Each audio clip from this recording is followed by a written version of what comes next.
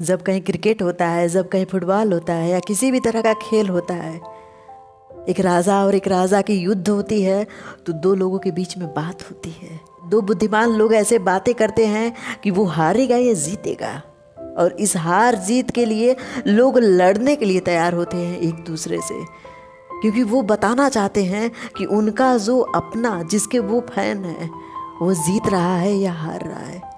इसमें दो लोगों की जीत और हार तो तय है, जो लड़ रहे हैं, जो खेल रहे हैं। लेकिन जो लोग अपना समय बर्बाद कर रहे हैं, उन्हें देखकर ये कह रहे हैं कि क्या सही क्या गलत है, अपने में तर्क वितर्क कर रहे हैं, उनका तो समय बर्बाद हो रहा है। यही तो जीवन है। जीवन में देखो कि आप क्या कर रहे हो, लेकिन आप तो देखते हो कि वो क्या कर रहा है। इसी तरह हमारा समाज भी है। हमारे समाज में ना उस वर्ग को देखा जाता है जो वर्ग गरीब है और किस तरह ऊपर बढ़ रहा है, उसे कैसे गिराया जाए, उसे कैसे अपमानित किया जाए, उसे कैसे अपने कर्म से भटकाया जाए। यह दुखद होता है क्योंकि हर एक इंसान कहीं न कहीं की बुराई ढूंढ रहा है और उस बुराई को सोच सोच के स्वयं को खुश कर रहा है। उसके जैसा बनना तो चाहता है, लेकिन इस बात का दुख है कि वो इंसान उसके जैसा बन नहीं सकता। इंसान उसी की बुराई करता है जिसके में ढेर सारी अच्छाइयाँ होती हैं। वो सोचता है कि काश मैं उसके जैसा बन सकता, काश मेरा जीवन उसके जैसा होता।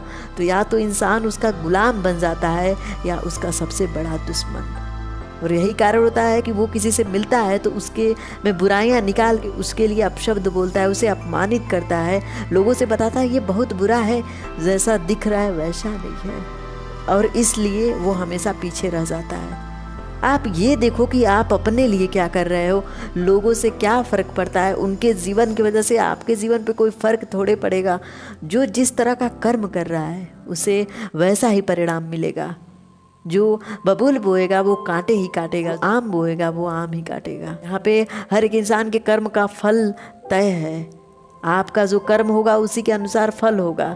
आप देखो कि अपने जीवन में आप क्या कर रहे हो, क्योंकि वही आपके जीवन को बदल सकता है। दूसरों के जीवन का प्रभाव उनके जीवन तक ही सीमित रहेगा। यहाँ नाम से कोई फर्क नहीं पड़ता। आप अपनी पहचान बताते हो, आपका क्या नाम है, आपके पिता का क्या नाम है। अगर पहचान बतानी है तो उससे बताओ कि आपका कर्म क्या है।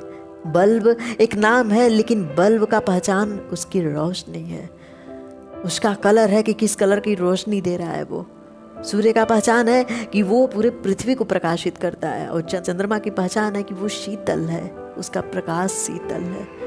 आपका कर्म ही आपका पहचान है। आपका नाम जो भी हो उससे दुनिया में कोई फर्क पड़ने वाला नहीं है, क्योंकि र से राम का भी नाम था और र से रावण भी था, क से कृष्ण भी थे और क से कंस भी था।